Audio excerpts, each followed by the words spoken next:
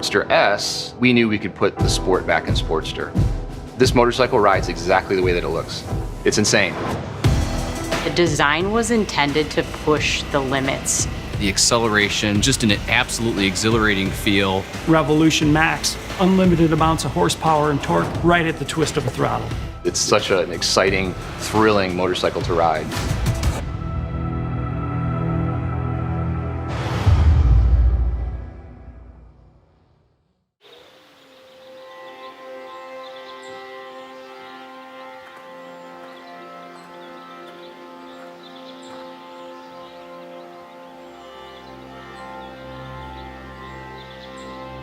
Y'all can understand that you're in Scotland, and just wanted to welcome you to my country. I hope you have an amazing time there. There are some of the best riding roads in the world in Scotland, and so I hope you've got your Harley with you and that you're gonna get some miles done out on the roads. Really have a great time, and welcome to Scotland.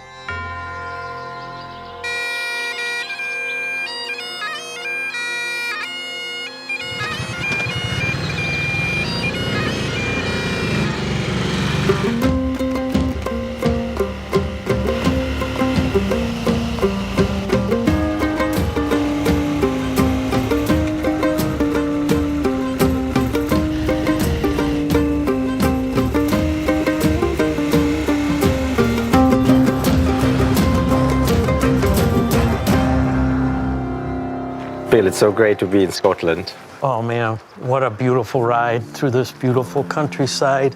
It's amazing to be here, Jochen.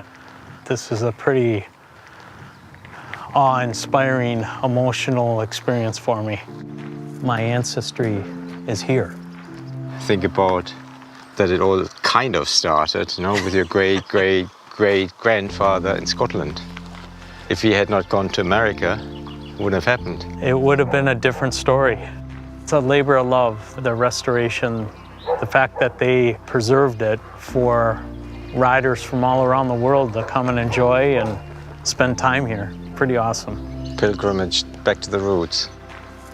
Heritage is so powerful, and it's really unique to our company, which I'm so proud of. Yeah, well, and it's so great to combine it, you know, going back to the roots and then launching a new bike, which has a whole history on its own. Actually, I was looking at the dates. If you think about it, they left for America in 1857.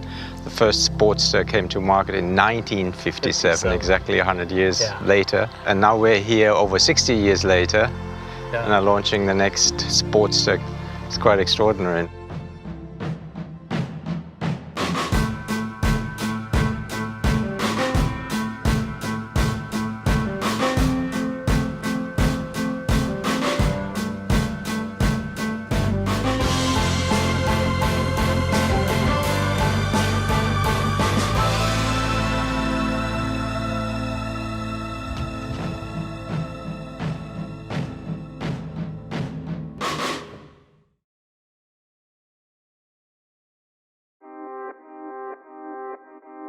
In the late 50s, when Sportster was born, it was considered a giant killer. It was a super bike. Whether you're on the flat track, drag strip, or you're on the street, I mean, it was a real performance motorcycle. The legacy of Sportster for Harley Davidson is a really important part of our story. We can look at some of these analogs to the automotive world, like Mustang, Camaro. Sportster is one of those names that's actually been around, you know, longer than some of those names. It is a name that's instantly recognizable. When you look at the longevity of Sportster from 1957 to today, it's unmatched and unparalleled in the motorcycling world that one model has such staying power. And that's what's made it so special. It's staying with the times, it's getting ahead of the times. That's what the Sportster's done down through its history. For 1957, it starts with one model for that year. And the biggest change is overhead valves. And so it's going to provide a lot more power, which is what riders were asking for, it's what dealers were asking for. The name Sportster is really synonymous with the general use of that bike. It was a small, nimble, powerful bike. There was a strong demand for it in the market. We were looking at low-priced, high-performing, lightweight motorcycles. And once the Sportster is released, it's really incredible to see where it goes from there. In the first year that Sportsters were out, Gerald McGovern campaigned on a new 1957 Sportster and won the Jack Pine Endurance Run, which is one of the most brutal motorcycling events. And so Harley Davidson couldn't help but really make some noise about this. One of the more unique uses happens in which the LA Coliseum is really kind of used as a hill climb.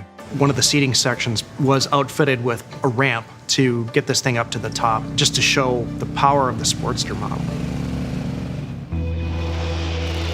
One of the most important things about the Sportster engine was how versatile it was. You could literally take this engine, you could put it in a road bike, you could put it in a Daytona racer bike, you could put it in scrambles or flat track racing, you could put it in a hill climb, you could put it in a land speed record bike. And it would outperform all the competition in all of those different forms. One monumental point in Sportster history really is the Sportster Streamliner. In 1970, a group of 4 guys developed this kind of long cigar-looking rocket run on a Sportster engine. The first time you look at it, some people might say, that's a motorcycle? It is.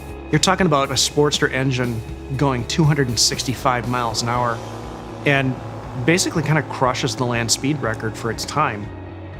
A new motorcycle world land speed record. You know, the company's always looking at how can we take this thing that's great and make it even greater. So technology-wise, the bike is always moving ahead. And now today, we have the birth of the Revolution Max platform. So you're going from evolution to revolution.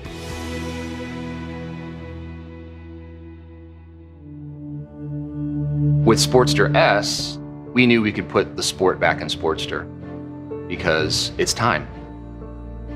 We knew we had the engineering prowess to do it with the RevMax powertrain. The birth of this architecture, it's really knocked down a bunch of fences that we had.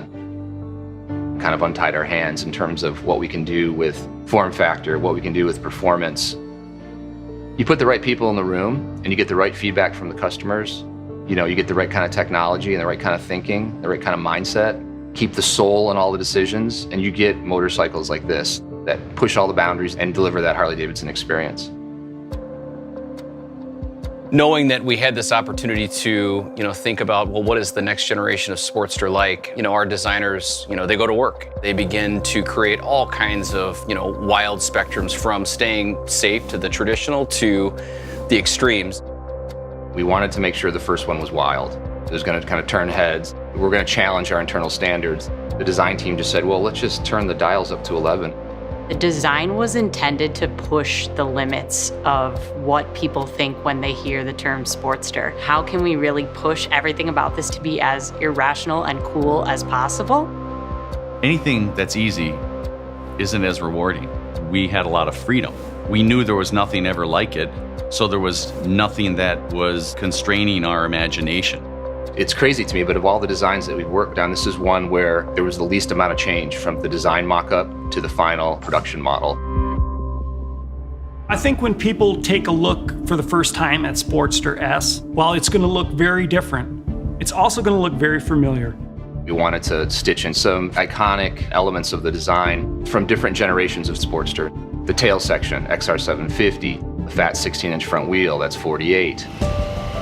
If you look at what our customers do with Sportster, customization, you can have the same experience you've had with past Harley Davidsons in terms of making it your own. You can fully kit out the new RevMax family with all kinds of great parts and accessories. For this bike to really find its way into the modern era, we really gave ourselves a ton of freedom with regards to technology. The ride modes are amazing. It totally changes the personality of the bike. We have this really beautiful 4-inch round TFT display. It's Bluetooth enabled and allows for us to have turn-by-turn navigation and no longer having to worry about the traditional Sportster method of taping your directions to your tank and trying your best to remember how to get there. But it also has all the upgraded riding safety enhancements. Having cornering enhancement, ABS, allow for a better riding experience. It's just like Sportster should be, and it's completely unlike any other Sportster you've ever ridden.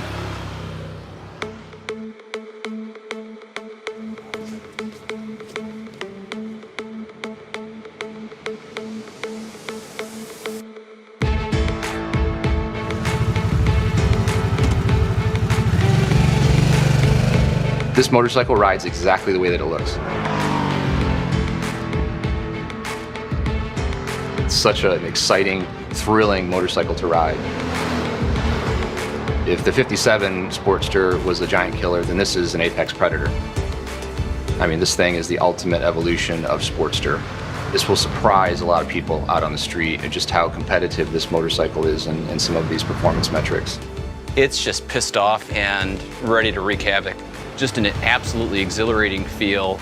We tuned the delivered performance to be more torque-based. So stoplight to stoplight, you're gonna be able to crank it and beat your buddy to the next one. There's just so much to unpack in terms of what the bike delivers from a performance standpoint. 121 horsepower, 94 foot-pounds of torque, 12-to-1 compression ratio, and a peak RPM of 9,500. 500 pounds, which feels just incredibly light, maneuverable on the road. Every ounce of power is just a whole lot of fun.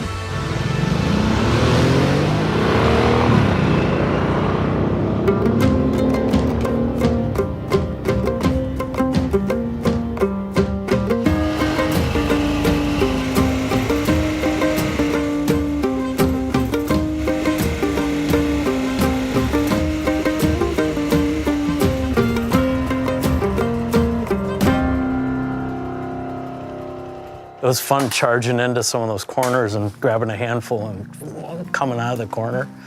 Perfect bike for twisted roads of Scotland. Yeah, absolutely. It was fun. I can't wait for people to throw a leg over this bike and really experience the performance that this bike has. It's so agile and it's a real beast. It really is. I mean, just every gear, there's a surprise waiting for you now. Yeah. You know, when we were riding today, I was reflecting on so much, you know, the heritage, my family, Scotland. But what I'm really reflecting on now, after getting off that motorcycle, is, you know, we're in exciting times for Harley Davidson. The Revolution Max 1250 and the new Sportster, and what's to come, it's very, very exciting. Well, it was a great day. It was great to experience it with you, the history of your ancestors, a new bike, and I think it's time to have a whiskey now. I love that.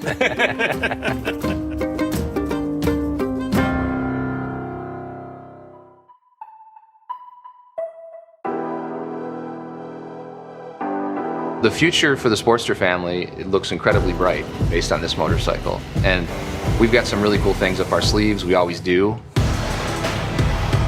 There will be future models that will definitely tap into some of the more classic form factor of Sportster. We're really not adding the next chapter to that story, but we're adding the first chapter to the next book.